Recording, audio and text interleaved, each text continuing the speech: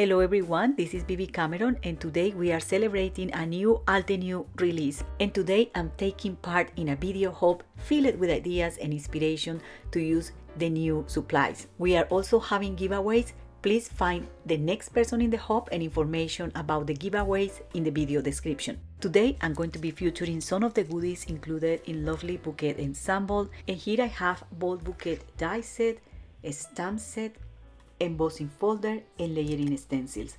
All these items coordinate together. I'm going to show you how I like to use them and some tips to get creative with these supplies. So the first thing I do is to stamp the images, and I'm using here the Misty and Versa Fine Clear Black ink. I use the Misty in case that I have to stamp multiple times in the same spot, so I get nice crisp images. And I do this several times, so these kind of supplies are great for mass production. I'm going to do 2 panels just to show you different options, and I also stamp the sentiments. I'm also going to be using the Spellbinder's Platinum 6 die cutting machine, and I'm using there just the base platform. Here is my embossing folder. I spray a little bit of water, making sure that the front of the embossing folder is facing up, and then I place the paper inside. You can choose where to emboss the image, if in the center of the panel, at the top, at the bottom, or at the sides of the panel. I'm going to use a metal chip and also the adapter plate of this die cutting machine to get a beautiful embossed image.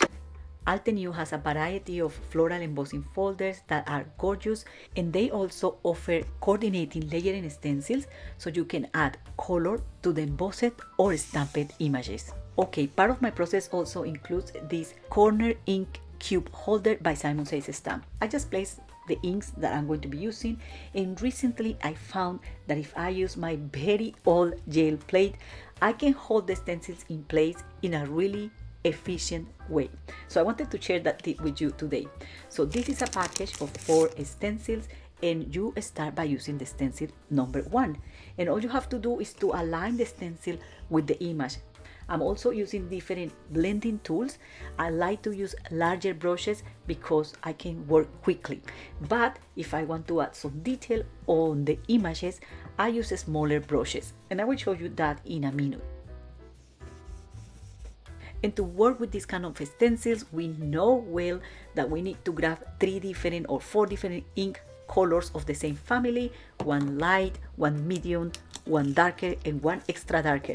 And I start by using the stencil number 1 with the lighter ink, but you can start with the darker ink if you want and work from dark to light, or the opposite way. There is no rules to do this. So it's exactly the same process to apply ink over the embossed image than over the stamped image. Now I'm using the stencil number 2, and I'm also using the medium ink shade that I have there.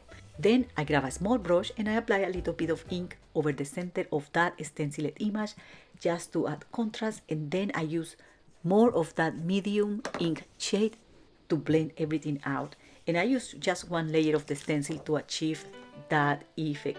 I know there is many people who is new to this hobby, so I want to share here another idea that is very simple. So it's just grabbing any ink color, in this case is blue, and then I'm going to mix over this any of those purple ink colors I have there to create a different shade. So if we don't have many ink colors, we can also incorporate any other ink color we might have there, even brown, to create different shades. And that's a very basic idea that you might know, but you don't have to have all the ink shades in the universe to create something nice. And to finish this, all you have to do is to use the different layering stencils until you finish applying all the colors you want to apply. This stencil, for example, is the number 4, and it has 2 sets of leaves, so you can add with the same stencil different green ink colors to the leaves. I repeat, it's exactly the same process for the stamped and for the embossed images. Now, there is many different people working with these stencils and ways to work with them, but it's essential to identify the right side of the stencil. You will need to move the stencil around to find the correct positioning. And then I found that if I place the big flower facing towards me and the stencil number here at the top, it was a little bit easier for me to identify how to place the stencil. So after using the stencils once, together with the stamped images or the embossed images, you are going to be a pro. There is no learning curve here. And before sharing with you some finished card samples, I also want to tell you what I do to avoid ink smearing all over the place.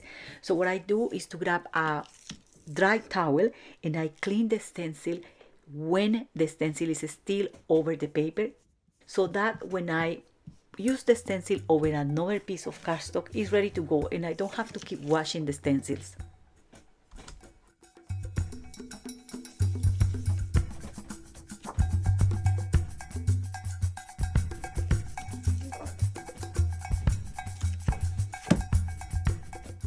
Now I'm going to play some music and I'm going to show you how to put together 4 simple cards using these panels.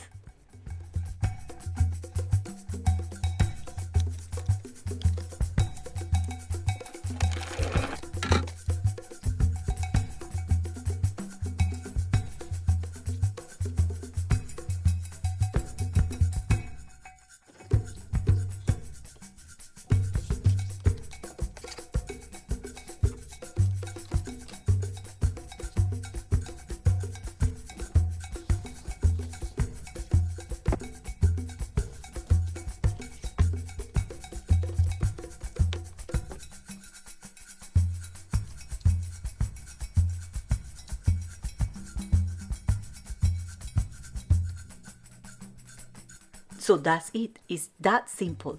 And that's all for today. I hope you enjoyed this video.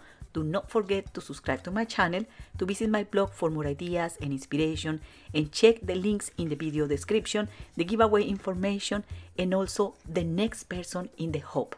Thank you very much for watching and happy crafting. Bye!